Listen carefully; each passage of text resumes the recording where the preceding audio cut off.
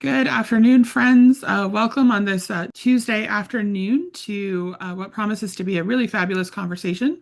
My name is Elizabeth Bowe, and I am EPN's Director of Program and Strategy. And I'm so glad that you're joining us on this Tuesday before Holy Week. And I'm sure that you will learn a lot. Please, if you have any questions, be sure to put those in the chat. But I would love to introduce you to our speakers and then turn it over to them so that you'll get on with the really interesting part, which is not listening to me. Um, so in this webinar, Erica Allen, who is a United Methodist pastor, appointed by her bishop to serve at Horizon Stewardship, and Joe Park, a former bank CEO, called into full-time ministry, who now leads Horizons, draw on findings from the Giving USA generational research, and explore how the momentum of Easter Sunday can carry your congregation into a lasting culture of generosity and discipleship. So you will learn a lot of things, but three key things they will offer you by the end of this are some practical steps to engage those who attend during Easter and invite them into something deeper. You'll connect seasonal generosity to a broader year-round culture of giving and create clear pathways for people to grow, serve, and invest in your church's vision and mission. If that sounds too good to be true, I promise it is not. And Joe and Erica are going to tell you how to do that. So once again, thank y'all for being with us. Please put your questions in the chat. Please also feel free to introduce yourselves and tell us where you're calling in from. And with no further ado, I will turn it over to Joe. Thank you very much for the introduction. When Erica and I finish, we will have a time for questions. So if you want to begin to put those in the chat, we'll be happy to go through those. We're also happy to have individual conversations with you after we finish our work. So let me go ahead without any further ado and begin. So if you're wanting to grow generosity in your church, your strongest foundation is going to be built on your commitment to and systems of discipleship in your church. As people grow closer to God through intentional engagements in the discipleship practices, they grow, the church grows, the culture of generosity flourishes as a symptom of the Holy Spirit's work in their lives. Easter Sunday and Christmas are among the best opportunities you have to invite people on a journey of their lifetime. For most parishes, Easter Sunday is the biggest gathering of the year. Your sanctuaries are full, new families are walking in, and these are families we may not see again before Advent. Easter isn't just a celebration, it's an open door. As church leaders, we have the responsibility to wisely steward this opportunity. For over 32 years, Horizon's been helping thousands of churches grow disciples and fund ministry. A clear learning from that time is that when people experience authentic community and an invitation to a compelling vision, they respond, they participate, they serve, and they invest financially in support of that vision. Easter will bring new people through your doors. The question we're going to discuss here today is not whether they're going to come, but whether we and you are ready for them. Erica? What you all are doing on Easter Sunday morning is one of the most important things that will happen anywhere in this world. You're going to stand in front of people, some of whom it will be their first time inside a church in years. Maybe they haven't been there since they were a child. So there will be people there because someone they loved invited them and they almost said no. And there will be others who are there carrying some heavy weight. They don't quite know why they're there, only that something pulled them through the door. And your church, your parish, will be the one that sees them. I'm Erica Allen. I'm a senior ministry strategist with Horizon Stewardship, and I work with churches across the country on generosity and discipleship. Before I did this work, I was doing what many of you are doing. I was serving a church as a pastor. I know what it's like to be the one who prepares for Easter Sunday with no idea who might show up or what it might look like, but praying that somehow God would help people connect to the church and continue to transform the world. What I want to offer to you today are a few practical ways to take what we at Horizon Stewardship know to help cultivate generosity, implement it well on Easter Sunday, and be ready for people who, because of that, keep showing up Sunday after Sunday, day after day, week after week. Because here's what I believe with everything inside of me. If we do this right, if we meet new people with clarity, with community, and with a compelling vision of what it means to follow Jesus, some of them will be sitting in those pews next Easter and the one after that. Laura, if you'll go ahead and put it on principle one, one of the first things that we were going to talk about is the importance of theology before transaction. Easter is unique. No other Sunday brings as many spiritually curious people into the room at one time. Many of them, especially millennials and young families around my age, are searching for meaning, for community, and for something real. And what they carry with them into our sanctuaries is this quiet question: is the church going to ask me for money? And what am I going to do when they do? I was a church planter. I started a new United Methodist church in Tampa, Florida. And so I met with every millennial I could find in that area. And I'd ask them this question over a cup of coffee if they would go with me. I would say, what stands in the way of your relationship with the church? Almost without exception, they named the same thing in their top three. All the church does is ask for money. That perception that we all know too well, right? Not all of them use the exact same words for it, but every single one of them felt the weight of this. Church, I want to say to you, if you'll go to the next slide, Laura, we do have a problem, and it is not that we talk about money.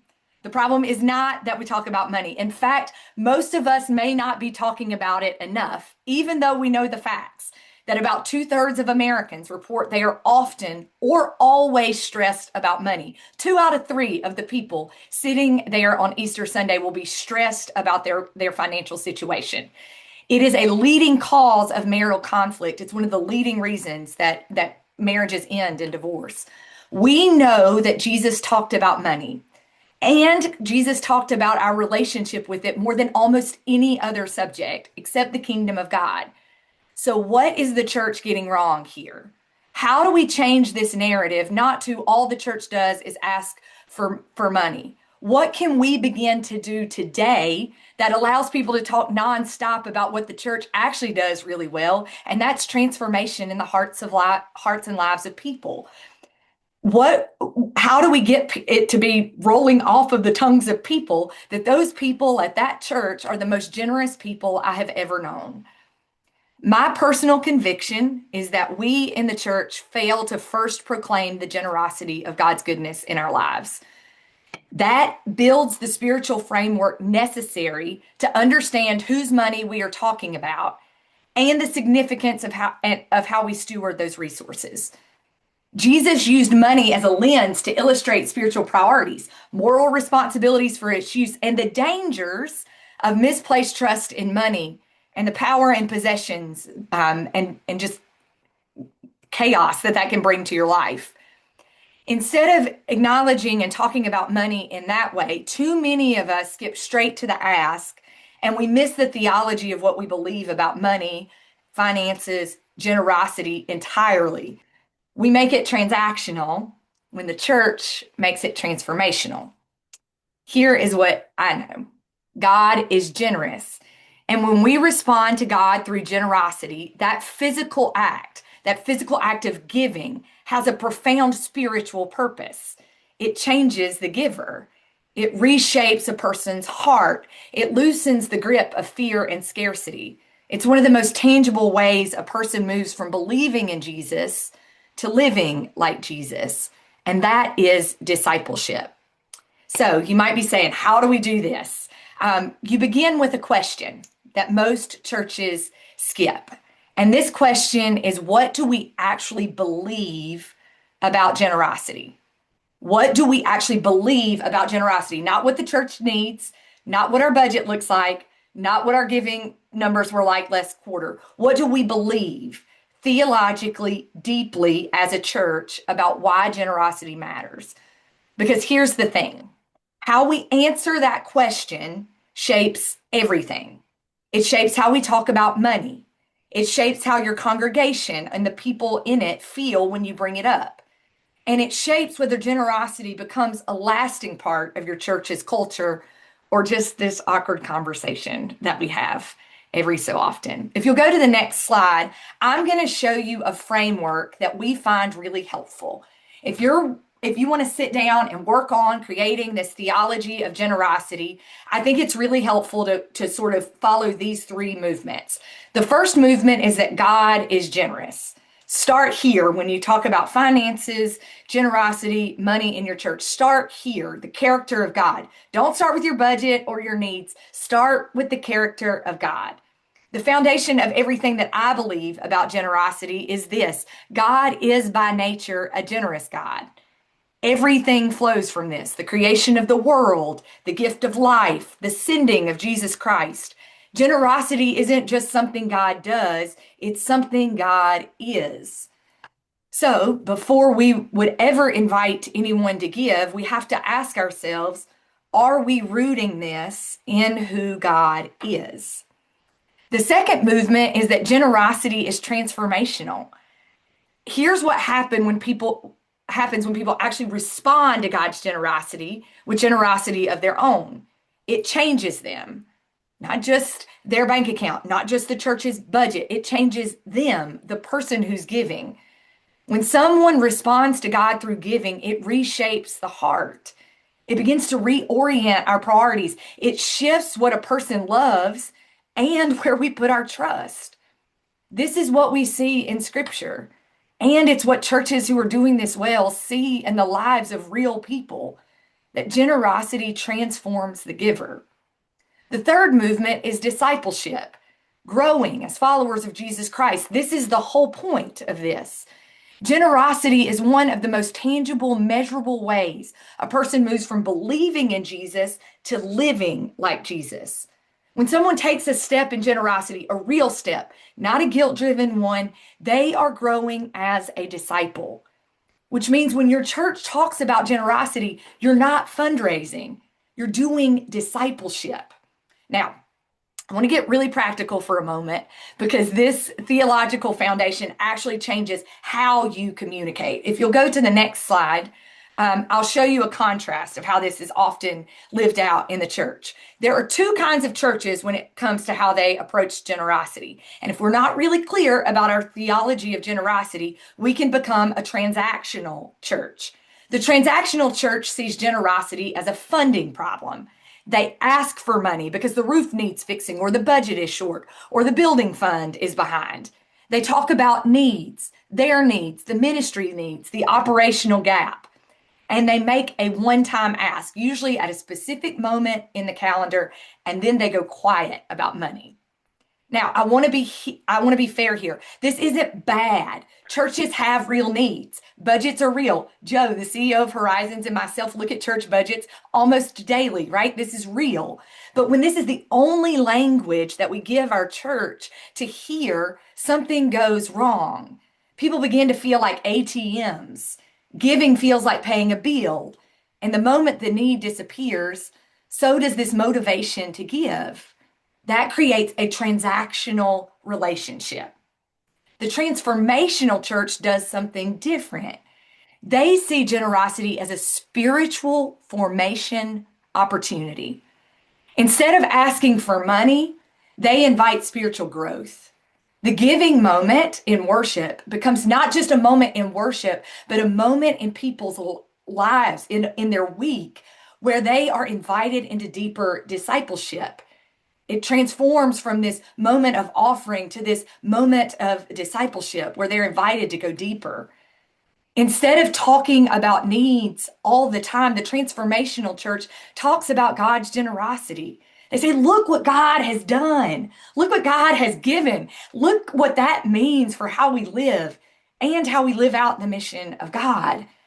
And instead of a one-time ask, these churches cultivate a lifelong practice. It's because generosity is a habit and it's woven into the culture of the church. Here's the key insight here, right? The transactional church and the transformational church, the ask is almost the same, but the framing is completely different. One says, we need your money.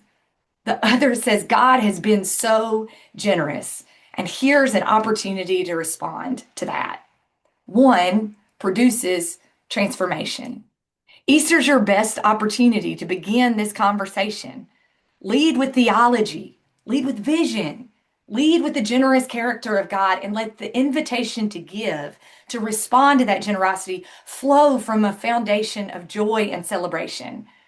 When we speak about God's money, we must connect it to the spiritual importance of our journey of discipleship.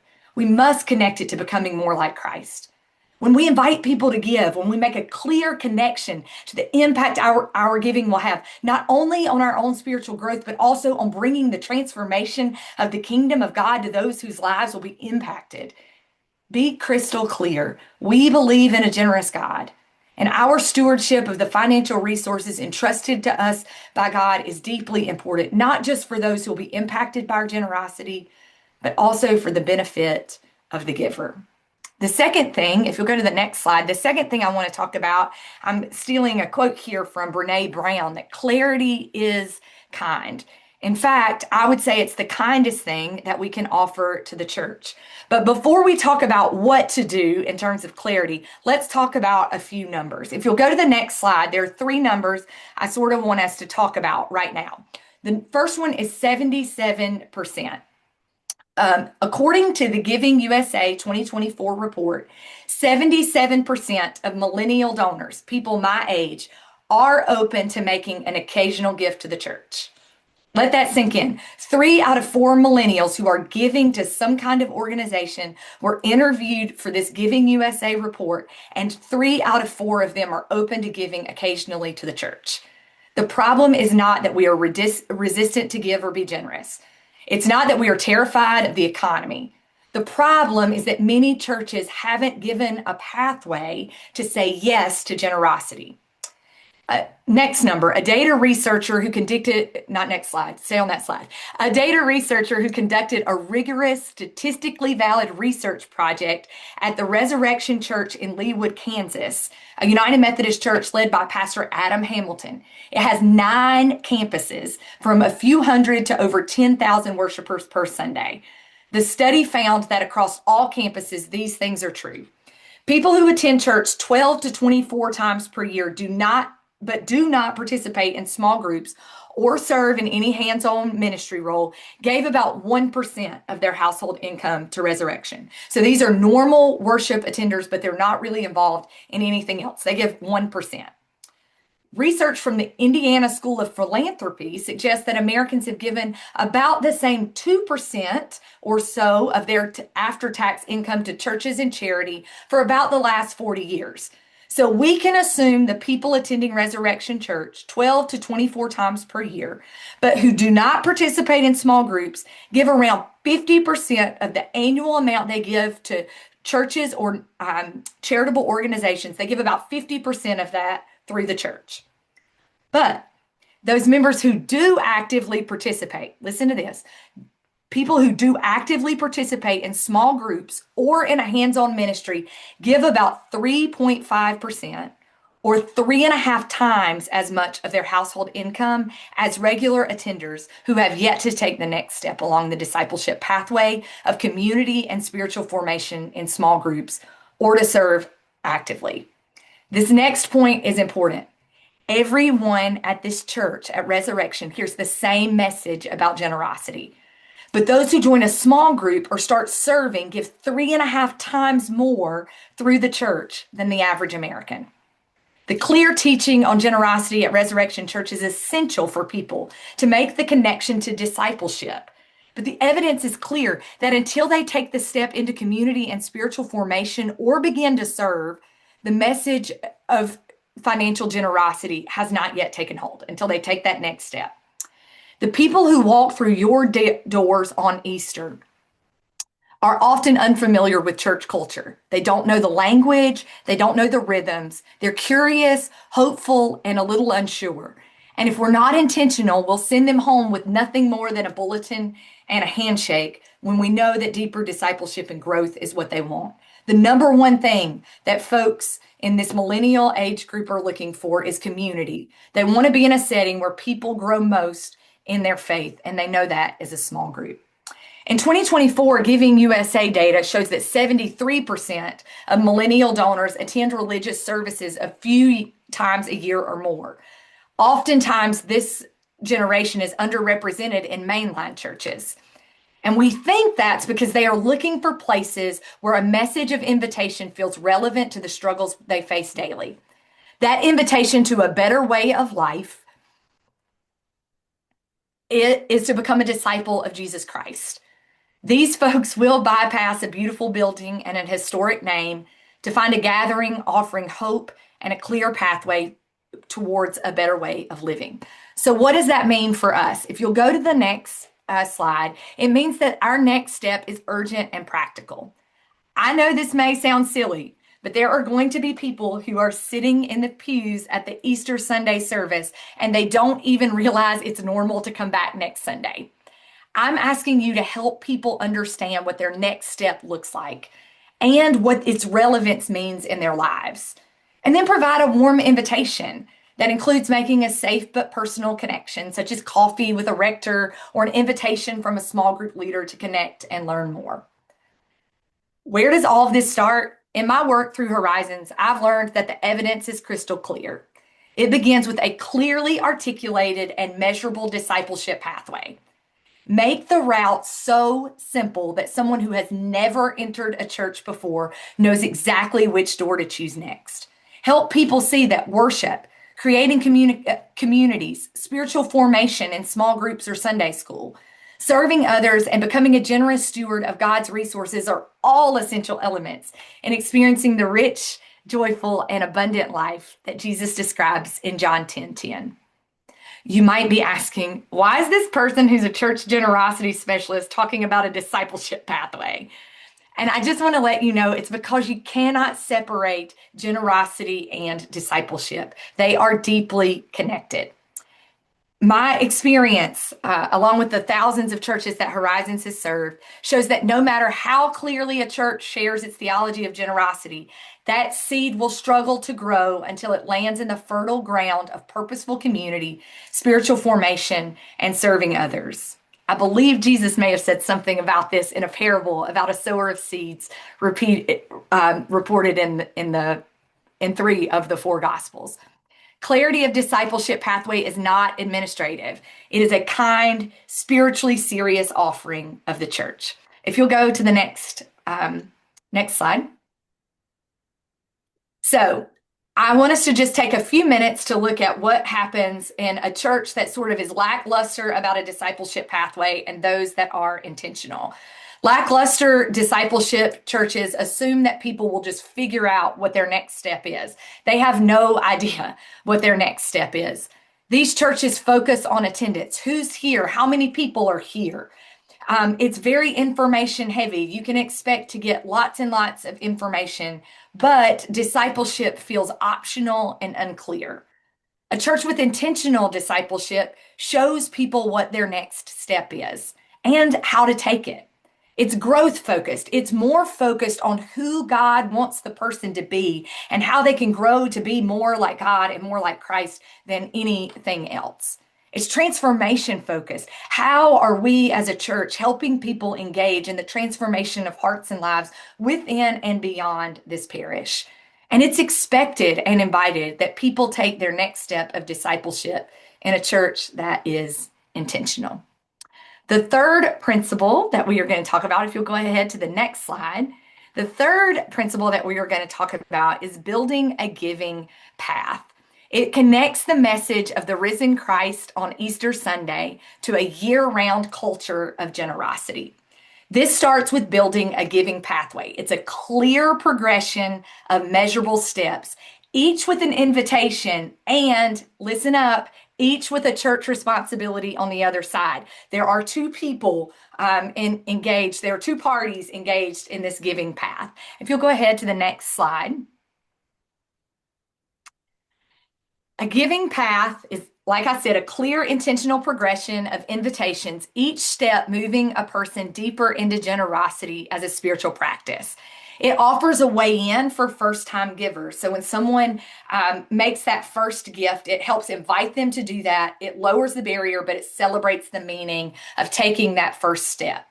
It encourages consistency that you can build on, helping you create recurring habits that fund ministry year round, but that also help form a person to have a consistent and healthy relationship with their finances and with their generosity. And it gives a framework for growth. So a person can look at the generosity pathway, they can find themselves on it, and they know how to grow to the next step. If you'll go ahead to the next slide. You can find resources on the giving path. You can find those resources on our website at giving365.com. We have a bunch of resources there. It's a gift that Horizon Stewardship offers to churches. It's a library full of things that will help you write a theology of generosity, will help you come up with a disciple pathway, and it will help you with this giving pathway. Here is a problem. This is what each step requires of the church, because this is what most churches treat generosity like. They treat it like a light switch. It's either on, generosity is either on or it's off. You're either a giver or you're not. You give during the annual campaign or you don't. But that's not how spiritual growth works. It's not a light switch, right? It's not how generosity works either. Think about how you'd approach someone new to faith. You wouldn't hand them a theology textbook on day one, but you would invite them to take a next step, and then another, and then another, each step building on the last, each one moving them into a deeper life with God. Generosity deserves this same intentionality. And here's what it offers your church practically. 3 things. Here's what it requires of your church. I'm sorry. First of all, when someone gives something, so when they make that first gift, they should receive a handwritten note, personal acknowledgement, and a celebration of that first gift, because it is it is a response to God's generosity. When folks make it a habit, when their second step is that they sign up for online recurring giving, that we don't want that to become invisible. We want them to experience and hear about a story of impact that the church is making. We want to keep pointing towards a generous God and the way God's transformation is continuing to work. Step 3, we want to use only percent of income as a unit of measure. So we want to invite people to determine a specific percent of their income that they will invest in God's work through your church as they grow toward 10% or beyond. Let go of all vague language of a little more or a little more here, and start talking about increasing their giving as a percentage of income, as a unit of measure, and encourage people to grow in generosity, to move above and beyond that gift of a tithe. And that helps shift the question from how much should I give to what is God asking of me. Steps along the giving pathway must be clear and measurable. The percent of household income is a measure that everyone can use, even if that income is fixed, right? Completely remove vague words like more or what you can, etc. And also, when you use the tithe, which should only be described as 10% of household income, and you may need to define that. Remember, folks aren't always familiar with the language as our church. Use the tithe as a point of measurement, not the destination. Because what we don't want to do is for people to think that God wants to cap their giving at the starting point of generosity, right? We want them to move beyond that, and we want to take that cap off. Explaining that offering free will gifts beyond returning God's tithes lifts people's imagination to how we steward the 90% of our income that we are given dominion of. You might say in receiving an offering, we return God's tithes and our offerings. When you clarify your understanding of the tithe in your theology of generosity, which you also might want to put on your website and communicate clearly what we at this church believe about giving, people understand both the why and the what that is being asked of them as you invite them to take the next step along that pathway of generosity. Moving people toward returning God's tithe is not about the math. It is about the posture. When we return God's tithe, the first 10%, we acknowledge God's ownership and provision and our role as stewards. It loosens money's grip on our lives and it opens us to deeper trust in God's provision. Easter Sunday is a natural moment to invite this. People are already moved and in awe of what God has done through Jesus on that day. Meet them there. Um, Invite those that you lead to take the next step and to grow in their generosity. For people who are already regular givers, the invitation is to identify what percentage of their income they are giving and prayerfully consider increasing that amount by 1 or more% of their income as they move toward and beyond a tithe. If your church is anything like Resurrection Church, you'll be asking most regular attenders who are not in small groups or serving to double their giving. It might not be helpful to step into the pulpit on Sunday and just say, hey, everyone, please consider doubling your giving. But within the context of a clearly articulated and biblically supported theology of generosity, you can effectively ask people to prayerfully consider growing their giving by 1% or more of their income, which for most equates to doubling their giving. Your theology of generosity, your giving pathway, and your use of only percentage giving as a measure invite sacrificial giving, which I define as giving where something in my life has to change to make it possible. This is where generosity stops being a line item or a guilt trip and it becomes a spiritual practice. The question is no longer, how much should I give? But what is God asking of me? If you've done the work of the first 3 steps, if people understand that generosity is transformational, if they're connected in community, if they've been giving and growing, this step is not a shock. It's the next step that they have been working toward all along. Can you go to the next slide?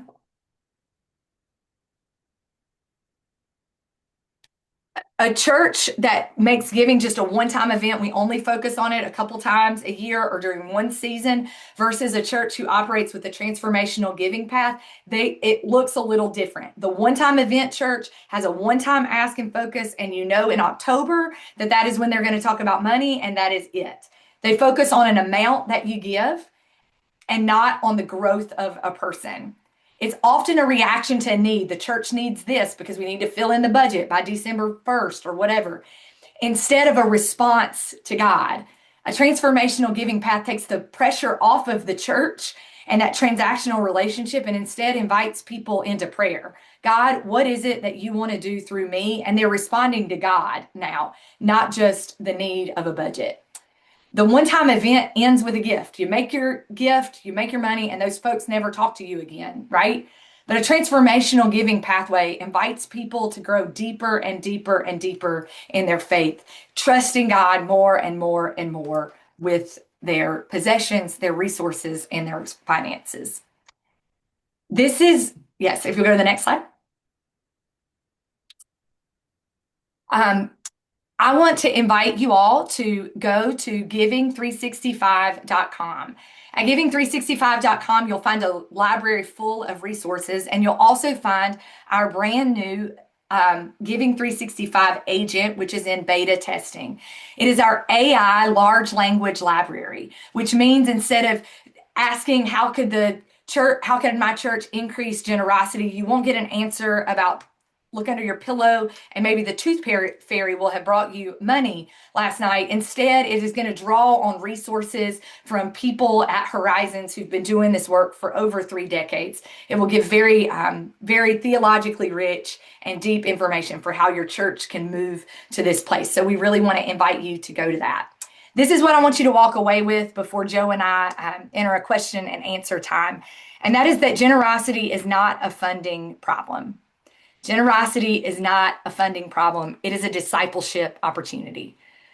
And the churches that treat it that way, the ones that root it in theology, that build a clear path and keep inviting people forward, those are the churches that don't just raise more money, they develop more people. And that's the win That's what it's all about. The question isn't just how do we get our people to give more? It's how do we become a church where generosity is so clearly rooted in who God is, so clearly woven into our discipleship culture that it becomes the most natural thing in the world for our people to do. That church exists, and you can be a part of building it. Erica, thank you for sharing that information, that presentation. I'm giving you just a second to catch your breath. There was a question in the chat about a membership. There is no fee for that membership. Underneath that Giving AI, you see the next slide. That's the Giving 365. So you can just scroll up to it. And all those resources we put in there are free resources for the church. They're kind of do it yourself.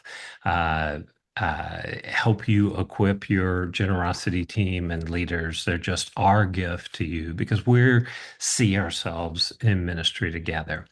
So I'm going to ask Erica a few questions to get this started, and then we'll open it up and answer your questions. So Erica, as pastors are thinking about this Sunday, what is the most, or as I think about Easter Sunday, what's the most important question they need to be asking themselves? We talk a lot about Easter being sort of the biggest Sunday of the year, right? And it is in all the ways. But the question that I really want church leaders to sit with is not just how do we get more people in the seats? It's are we ready for the people who are already coming? Because they are coming. I just want this to be crystal clear. Millennials and young families are walking through the doors of churches on Easter Sunday and other Sundays. They are curious and hopeful.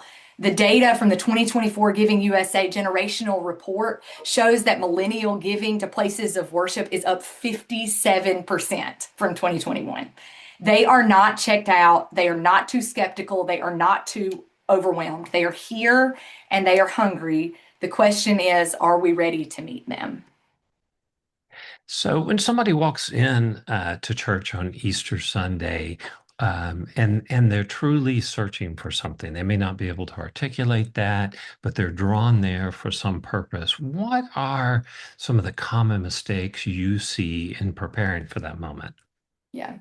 We just hand them a bulletin and a bulletin board and say, here are some events that maybe you could be a part of if you'd like to be, and we call it a day.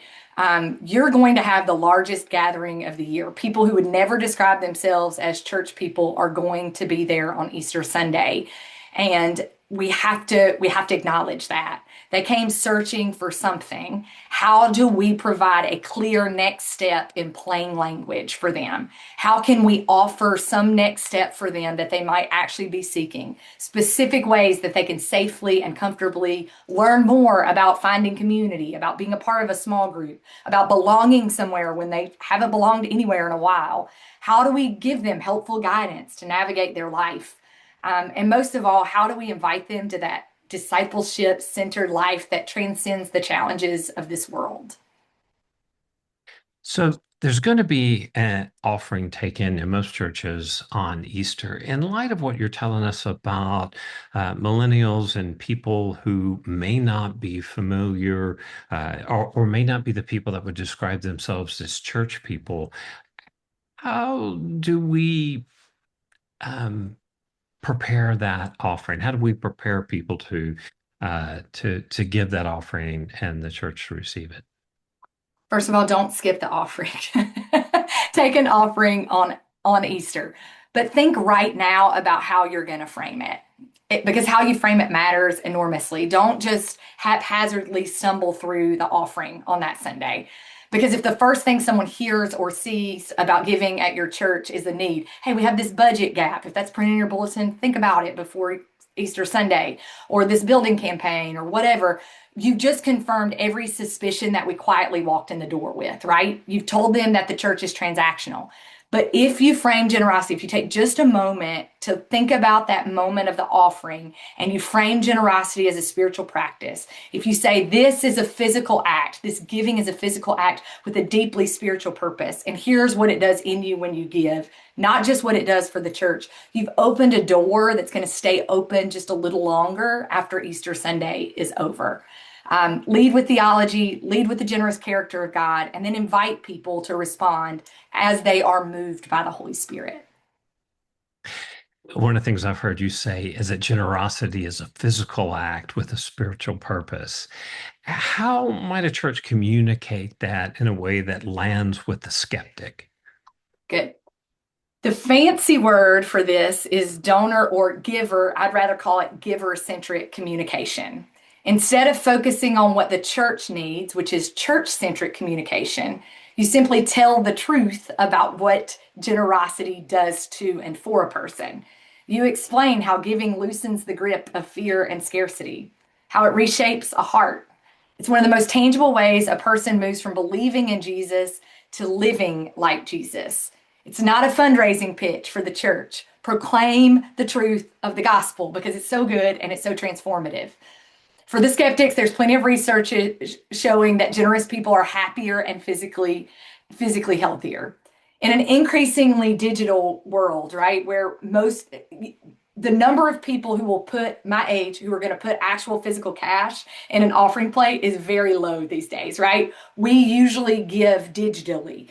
And in a world that is increasingly digital, people are longing for purpose more than ever. That digital space can handle a transaction. What it cannot give you is meaning. You can as the church, but only if we believe it ourselves and we have the courage to say it out loud. So what you've been talking about today is really long tail, meaning they are practices for year-round generosity. You're using Easter as an example of an opportunity we have with a lot of people gathered. We've got some responsibility to steward that. That's in 2 weeks. What is one thing you would encourage a pastor to or a leader in a church to be doing or thinking about in this moment? Decide right now what you are going to ask the new people who visit your church on Easter Sunday to do next. Not in a general, vague way. I'm the best at coming up with general, vague language sometimes. So think about it ahead of time, is what I'm asking you to do. Specific, be very specific about it. Is it a small group? Is it a new member gathering? Is it a coffee with the rector? Is it a follow-up email with a single clear invitation? Whatever it is, make sure it is so simple and so compelling that someone who has never been to your church before can say yes without hesitation. The Giving USA data shows that millennials are the most responsive generation across almost every channel of communication: email, text message, snail mail. We like snail mail. So we're ready to be reached. The question is, are you ready to reach them? Easter Sunday is the moment. That follow up after Easter, it's your moment. Do not let it pass without a clear invitation. Final question, and then we're going to turn to the audience. But you and I follow up practice we have at Horizons. One of our disciplines is measure effectiveness. So we rely a lot on research. We do our own research. You and I are actually publishing some research we did on worship and giving and church trends. But I hear everywhere this message: the church is dying. Do you agree with that? Nope, nope, nope, nope. Some churches are dying, but the Church of Jesus Christ is very much alive, and the promise of Scripture is it will be until the end of time.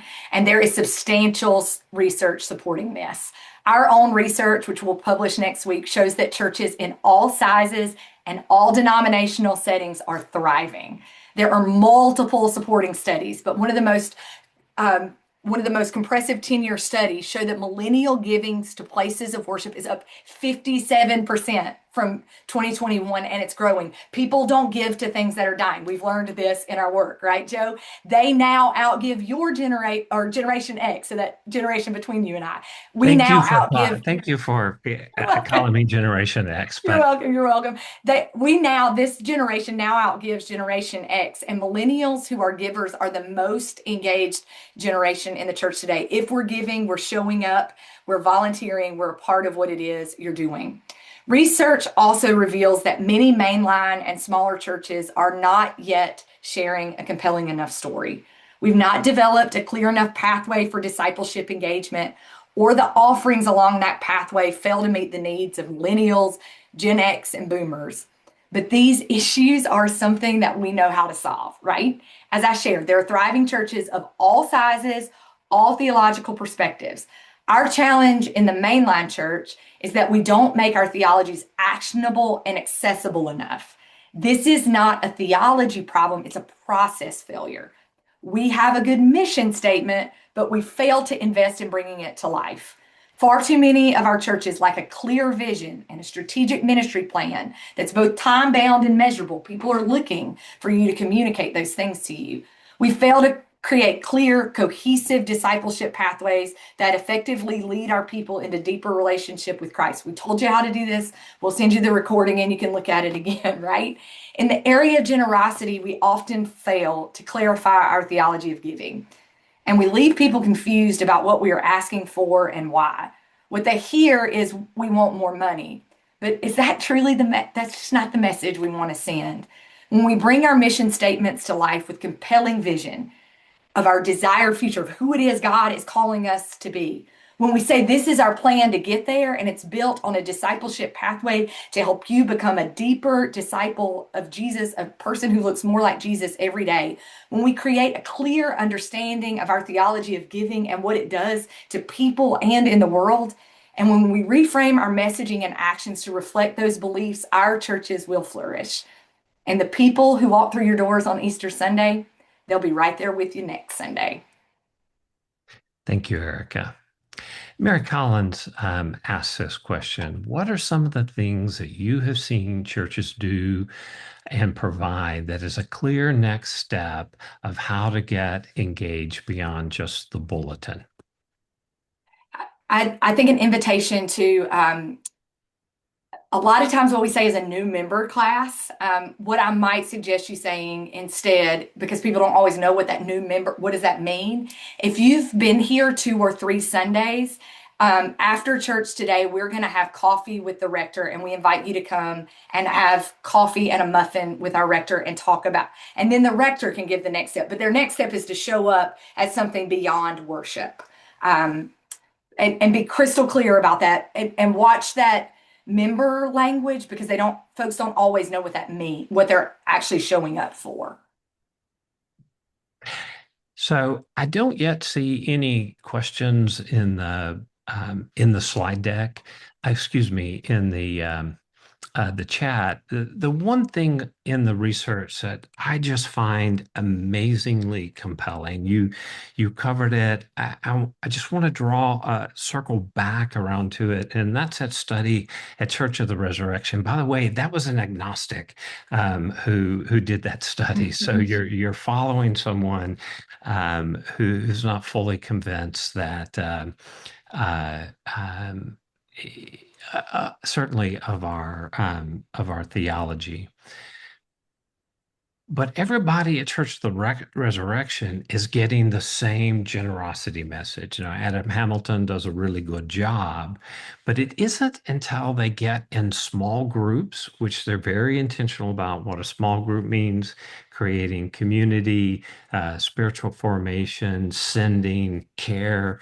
It all happens there. They have systems that if somebody's missed a couple of those, that they're automatic pastoral touches that come out on that, or just plain serving in a hands-on ministry. They don't mean on the leadership board. They mean literally doing ministry. But it's when they do that that messaging activates. Yeah. So if this is why our mission at Horizons is to grow disciples and fund ministry, because, and I love, these are Erica's words, generosity is a symptom of discipleship.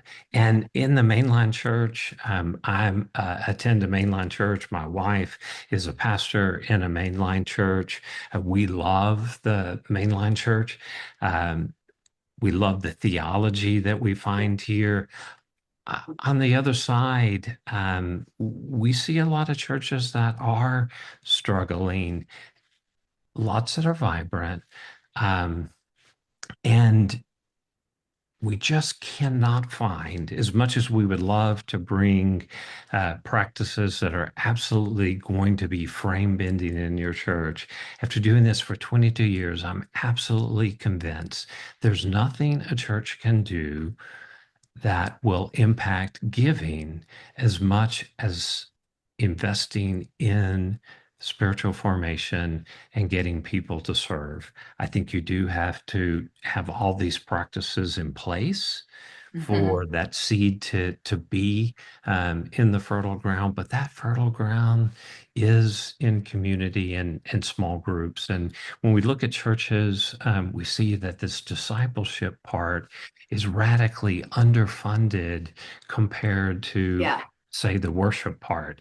If you were to show those statistics to people that operate businesses or organizations and lay that against the budget of a church, they would probably say, "Hey, we're." If we really want a return, and a return is someone who is deeply committed to Christ, and a proxy variable of that being engaged in discipleship and serving and giving, this we need to invest more here. And so just want to make uh, that point. Somebody did ask the question, are you suggesting we drop the word pledge? And we do. We Yeah. don't like the word pledge. Um, Mainly, but we're not so much against it as it is ineffective, and it doesn't support the idea of being a percentage giver.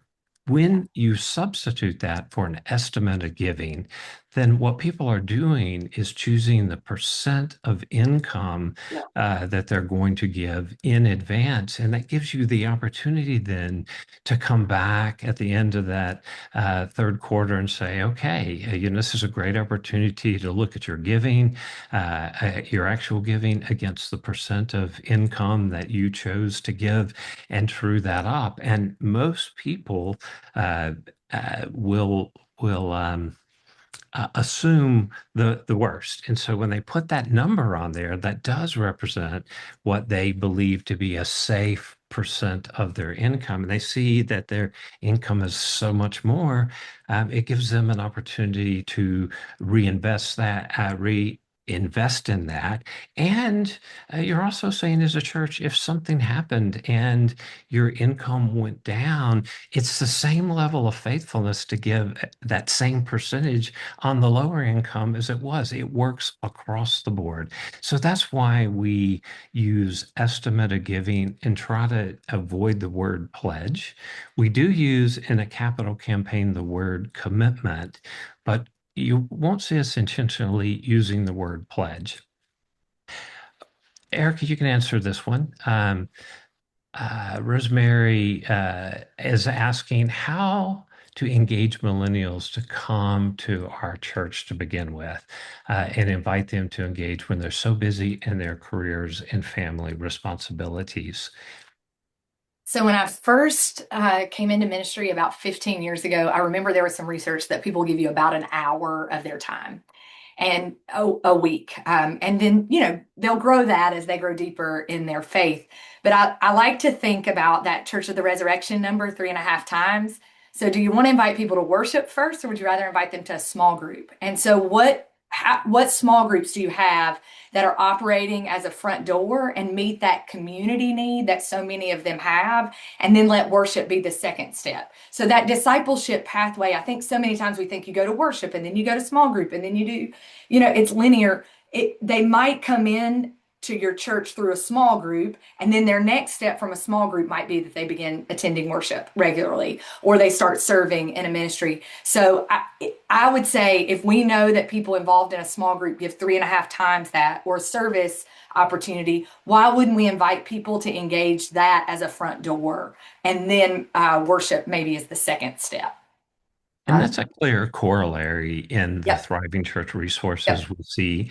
yep. People will watch, and this is more of a challenge within Episcopalian theology, but online worship and in growing, thriving churches, there are six people watching online or on demand, which is they watch the service when they want to watch, when it's convenient for them to watch the service for every 10 in worship. So 6 people online for every 10 in worship among churches that are growing.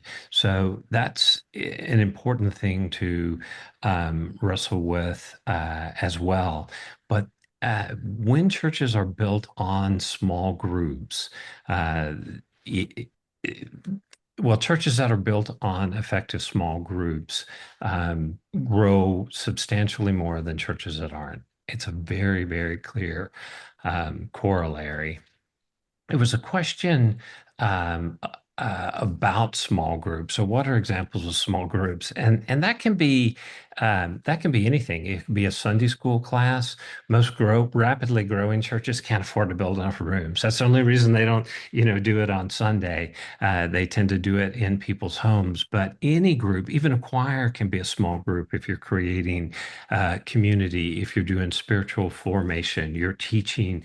There's Bible teaching associated with it. There's care associated with it. There's sending associated with it. So those are examples of that. And there's a question from Daniel about what is our opinion of encouraging time and talent as a source of giving?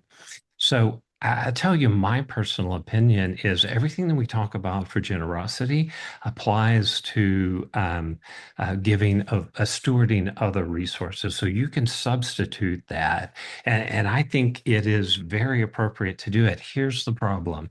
Yeah. Barna research says that when people hear time, talent, and treasure, if we come across and that's what we're asking for in the offering time, they hear it as substitutionary. And biblically, I can't find that that's what we want people to do. So they give the thing that is easiest to give, not the thing that is most precious to them. And so um, we we have to be really careful when we do those things. And so our recommendation is not to talk about time and talent during the offering. Talk about them in other settings and other times and other ways because they are critical. But when we mix the two together, Yeah. what happens is giving goes down and people say, oh, well, I'll smorgasbord that. And um, they lose the opportunity of generosity. And there's a reason Jesus talked about generosity more than any subject except the kingdom of God. Now, this is my theology. You all, every person here is going to have to work out your own theology and support that biblically and bring your practices in line with that. And when you do, even if it differs from mine, it is going to have a positive impact. Being fuzzy, being unclear, being vague, not having a plan. Those are the things that we Yeah. know are not working. Now we've hit our time limit. We are happy to answer any Can you questions. just repeat that statistic about online to in-person worship ratio for growing churches? I can. This was done by a study that we helped sponsor from the Unstuck group. Had over 1,000 churches, I think, involved in that. And what they found is that there are 6 people online or on demand for every 10 people in person. Uh, and so it- there's a correlation between churches with high online and in-person engagement and growing. And some of that is that substitutionary effect where people are given choices. I'll give you in person an hour or an hour and a half in my small group or serving, and then I'm going to watch the worship. Or listen to it as I do something else, and we may not want them to substitute that, but is it better that they're in a small group and they're experiencing all that and they are paying attention and they're coming to worship and they are following along, or are we so invested in them being physically present that we're okay with the loss of what happens inside of small groups and serving. So that's part of it. And again, I know we're out of time, but Eric and I are happy Yes. to have these conversations with you one on one. We all have to work through our own theology and become clear on it. And when we're clear on it, and our church leaders are clear on it corporately, then good things are going to happen. So it doesn't have to look the same from church to church, not even looking the same from an Episcopal church to your neighbor Episcopal church, but it needs to be authentic for you and your setting and your context. APN, thank you very much for letting Yes, us thank you so be here. much. I put in our email addresses, so reach out to us if you've got questions.